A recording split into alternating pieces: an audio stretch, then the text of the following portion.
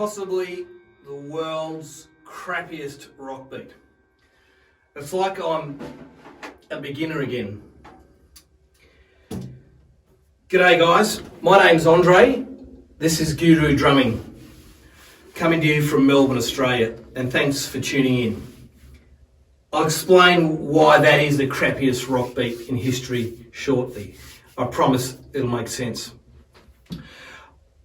I just want to share with you today just a little story about myself and an introduction to my channel. I've been drumming for about 10 years. Nearly 8 years ago, I was involved in a horrible accident. And I lost the use of my left arm through a brachial plexus injury, which basically means all the nerves from your spine don't talk to your fingers.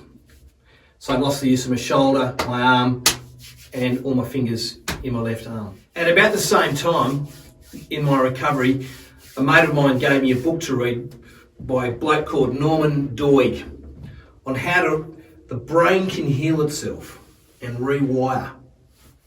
This book shared some really good anecdotal stories about people with all sorts of horrible acquired brain injuries, from autism to strokes, and how these people were able to gain a normal existence by training and therapy and rewiring and reworking the brain. So the brain is a very, very powerful computer that can be rewired and pliable, so you can regain some normality in your life.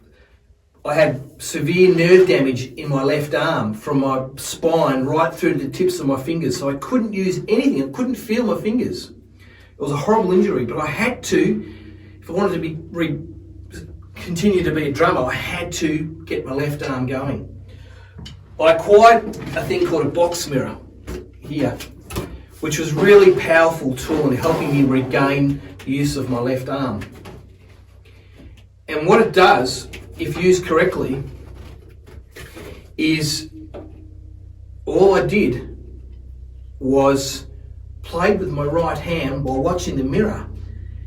And because the brain tricks itself, it's a reverse mirror, the brain thinks it's my left hand playing. So by continual therapy doing this and little micro movements,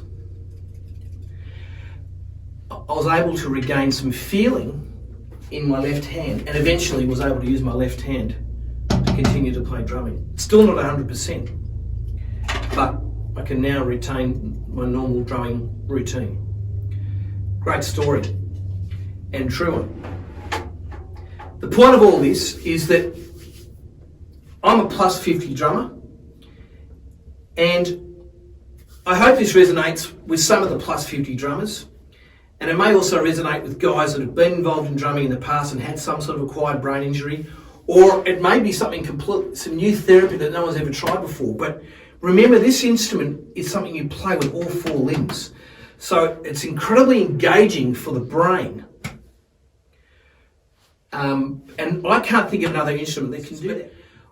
At 55, I've never been more engaged and connected to the instrument than I have than right now. And that continues to grow every day. So my therapies and the things that I'm starting to incorporate into my daily routine are starting to really invigorate and reawaken the brain.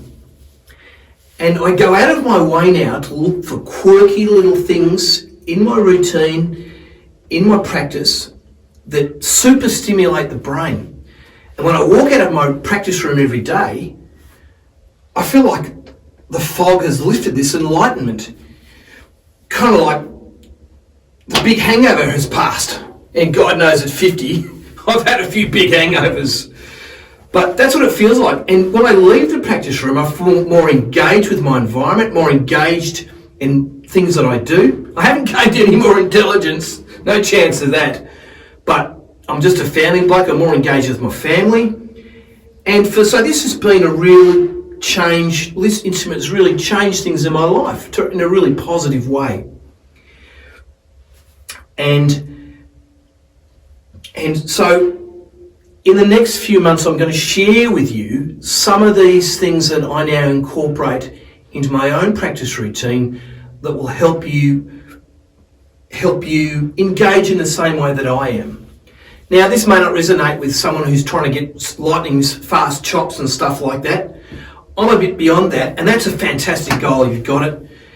But for me, it's looking for quirky exercises or quirky routines or quirky practices, whether it be a polyrhythm, independence exercise like a Latin American groove, or even something like playing an odd time that super stimulates the brain. And even things like positioning yourself on the drum, how you engage with your feet, visualising how your hands and your feet are working together in synchronicity is another powerful tool. Now, to finish off, the reason I'm playing the crappiest rock beat in possibly Australia or the world right now is because I've swapped my drum kit around today. Now, I'm a right-handed drummer. A lot of people are right-handed. There's a few lefties out there, but we're all right-handed. So I'm a crossover drummer, keeping time with my left foot on the hi-hat and my right foot on the bass. But today I've swapped the drum kit completely around. So I'm keeping time with my left foot, keeping time with my right foot and hitting the bass with my left foot. So it feels so weird. It feels like I'm starting drumming all over again. So that's why I'm playing the crappiest rock beat in Melbourne. 1, 2, 3. 1, 2, 3. 1, 2, 3. Something like that. But I'm trying to use it as an independence exercise by tricking the brain, and I'm playing open-handed for the first time. There's a whole raft of things in there that are super stimulating my brain right now. And it takes time to get to that, to learn the exercise, believe me. Anyhow, there's so many things to share with you. Thanks for tuning in. I hope this resonates with some of you. If it resonates with one dude, that's fantastic. If there's a few others out there that engage, fantastic. Leave me your feedback in your comments. Thanks again for watching my channel, and tune in for next time. Plenty of tips and things to share with you. This is Guru Drumming, Andre from Melbourne, Australia. Signing off.